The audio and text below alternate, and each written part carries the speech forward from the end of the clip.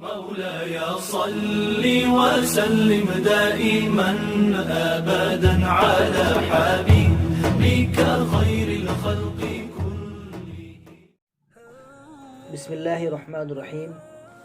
دوستو، آج کی اس ویڈیو میں آپ کو بتلاؤں گا کہ اس وقت قربانی پیش کرنے کی کیا شکل تھی اور قابیل نے حابیل کے ساتھ کون سا گھٹیا کھیل کھیلا. اس زمانے میں قربانی قبول ہونے کی واضح اور کھلی ہوئی علامت یہ تھی: آسمان سے ایک آگ آتی اور قربانی کو کھا جاتی تھی، اور جس قربانی کو آگ نہ کھائے تو یہ علامت اس کے قبول نہ ہونے کی تھی. اب صورت یہ پیش آئی کہ حابیل کے پاس بھیڑ بکریاں تھیں. اس نے ایک عمدہ دمبے کی قربانی کی. قابیل کاشتکار آدمی تھا.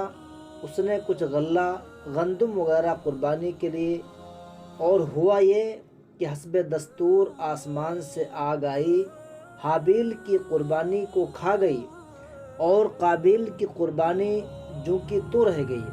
اس پر قابیل کو اپنی ناکامی کے ساتھ رسوائی کا غم و غصہ اور بڑھ گیا.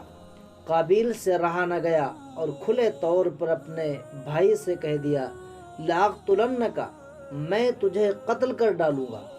حابیل نے اس وقت بھی غصے کی بات کا جواب غصے کے ساتھ دینے کے بجائے ایک ٹھنڈی اور اصولی بات، جس میں اس کی ہمدردی و خیر خواہی بھی تھی، کہ اللہ تبارک و تعالیٰ کا دستور یہی ہے کہ متقی پرہیزگار کا عمل قبول فرمایا کرتے ہیں. اگر تم تقوی اور پرہیزگاری اختیار کرتے تو تمہاری قربانی بھی قبول ہوتی. تم نے ایسا نہ کیا تو قربانی تمہاری قبول نہ ہوئی. اس میں میرا قصور کیا ہے؟ دوستو، قابیل کے جی نے اس کو اپنے بھائی کے قتل پر آمادہ کر دیا. پھر اس نے حابیل کو قتل کر ڈالا. قتل تو کر ڈالا، لیکن اب لاش کو کہاں لے جائے اور کیا کرے، اس کو چھپائے کہاں؟